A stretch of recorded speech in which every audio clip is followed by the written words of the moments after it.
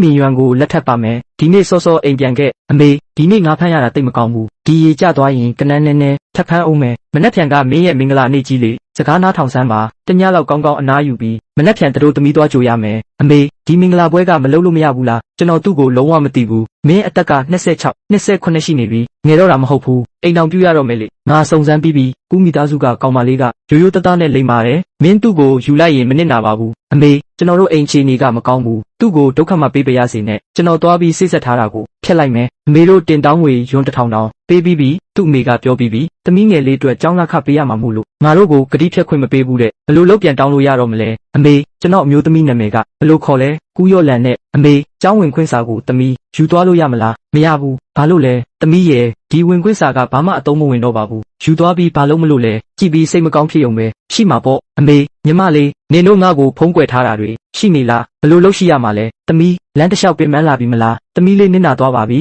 အိမ်ကဆင်းရဲတော့အားလုံးကိုရိုးရိုးရှင်းရှင်းပဲလုပ်ရတာပေါ့အခြေအနေလေးကောင်းလာရင်အမေသမီးအတွက်မင်္ဂလာပွဲကိုတေချာပေါက်ပြန်လုပ်ပေးပါမယ်ကိစ္စမရှိပါဘူးအမေလိမ္မာလိုက်တဲ့သမီးလေးမင်းရွံမင်းဘာကြောင့်ကြည့်နေတာလဲမိမလို့မြန်ခေါ်လေကျွန်တော်ထမင်းသွားချက်လိုက်အောင်မယ်သူကျမကိုသဘောမကျဘူးလားသမီးမကြောက်နဲ့သူကတစ်နှစ်ပတ်လုံးပင်လဲပြင်မှာပဲနေတော့မိန်းကလေးတွေနဲ့တွေ့ရခဲ့တယ်စိတ်ကနည်းနည်းခက်ထန်ပြီးအေးဆက်နိုင်တယ်ဒါပေမဲ့လူကောင်းတစ်ယောက်ပါအမေသမီးမကြောက်ပါဘူးဒါကအသက်22နှစ်အရွယ်မှာပထမဆုံးအကြိမ်ကျမကိုအားပေးထောက်ခံမဲ့သူရှိတယ်လို့ပြောလာတာပဲရော့လန်အာမနာနဲ့စာဒါတွေကမင်းရွံဒီနေ့ညနေကမှလက်ဆက်ဖမ်းလာတာ